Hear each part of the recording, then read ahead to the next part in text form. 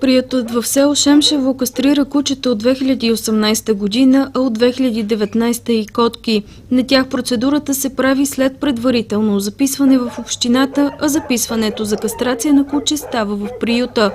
Около 130 котки са кастрирани за тази година и между 250-300 кучета. След процедурите всяко куче получава чип, а стопаните са освободени от местния данък. Има много ползи от това да си кастрирате кучето в приюта. Смятам, че работим сравнително добре в приюта, слагаме обезболяващо. Кастрацията я подкрепяме с лекарства след това, за да гарантираме бързо възстановяване. Една от целите на приюта е да насърчи осиновяването на кучета. Общо за 5 години, в които съществува нов дом, са намерили над 600 четириноги.